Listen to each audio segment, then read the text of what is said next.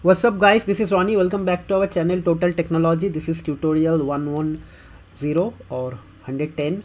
So you can see this is kind of a long playlist we are actually going through for last 1 year. So it's been a quite long journey. So again, thanks for everyone, thanks for your support. Hopefully in the future I will also come up with more interesting videos so that it will help you guys to learn and apply all those things as per your Neo4j journey. Okay, so today's topic will be Neo4j epoch procedure. So today's procedure will be epoch.do.case. Okay, so in the last tutorial we have seen how to use epoch.case procedure. In this tutorial we're going to learn about what is epoch.do.case procedure. So again, this is the same thing we are going to actually perform, but in the last tutorial, which was tutorial 109, in that tutorial we have seen epoch.case procedure, and epoch.case procedure is actually going to do something on read operation, and in this tutorial we'll be going to do some write operation inside your or on top of your graph database. So for using for writing something, we generally do epoch do case. Okay, and again the same syntax. Let me just go with this thing.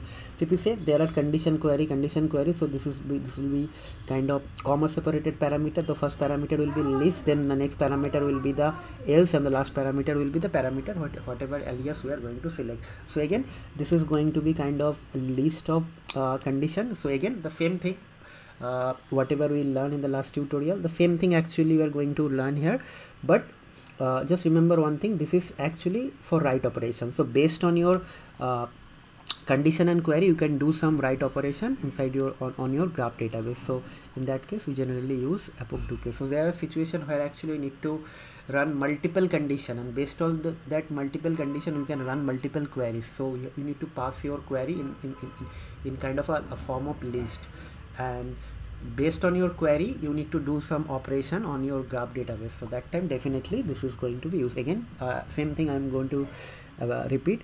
So when you're going to develop some large scale or enterprise application or backend API with complex like logic, business logic, and that time this sort of like epoch procedures are going to help you a lot. Okay, so without wasting much time, let me just start writing the query, cause without query there is nothing in Cypher. Okay, so first thing first, let me check whether I have anything in the database. I believe I have everything, cause after last tutorial I haven't done anything. So match and return in, so hopefully we'll get some student. Okay, so let me check from here. So I get student department and student name. So department CS, IT. So in the last tutorial, what we have done, we have created some sort of output based on the student department. See, if the student is from the CS, the name will be written kind of a name, then CS, something like that. So in this tutorial, we'll be going to change the name, and we're going to create a bracket, and inside the bracket we are going to put this thing, the department. Okay, so let's start writing the query. So from here, let me check, we'll be going to follow this thing. So epoch do case, then this condition will be going to present in the list, then else query, and then this thing. Okay, so just follow me. Hopefully if you guys didn't practice the last tutorial, then probably it will be difficult, but those are already familiar with the last tutorial, it will be easy for them, because I have seen many of you already ask some questions. So hopefully you guys did some practice, that is good actually. So first thing, match A, so it should be match A, and then it should be student. Okay, then we'll be going to write call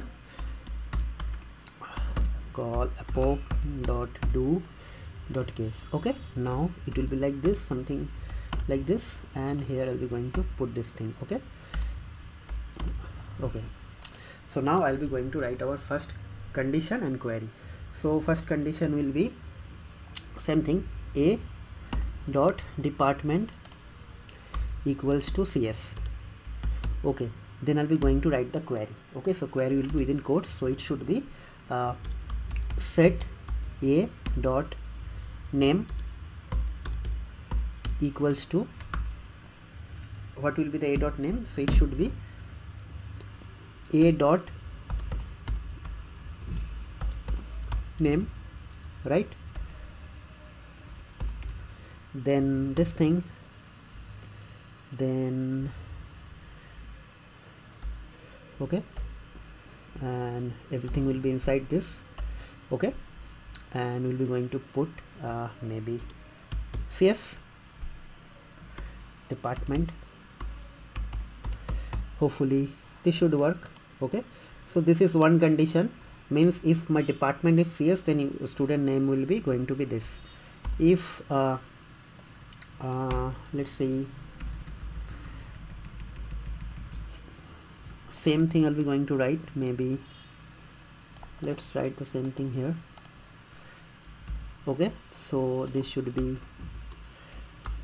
IT, then this should be IT department. Okay, okay, so this is done. So the first part of the query is done. Then we'll be going to write the else. So in else, probably we don't need anything, so you can keep it blank. If nothing is required, you can keep it blank. There is no need to put anything, so something like this. And after that we can put some sort of this thing, like this A is going to replace by this A. Okay, and then maybe done. Okay, so now the return statement, so maybe value, then return. What is going to happen now? What will want to return? Okay, interesting thing, we haven't set anything here, we're just going to return, right? So if you don't return anything, this something nothing will come. So maybe I can write return a dot name as CS name. Okay, so same thing.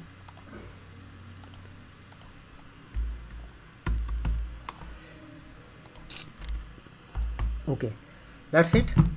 So name, then value dot CS name. So we need to collect actually.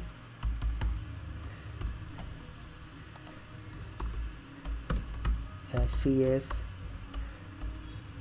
student of CS dep maybe, or if you can see another this thing, so collect, this should be IT name.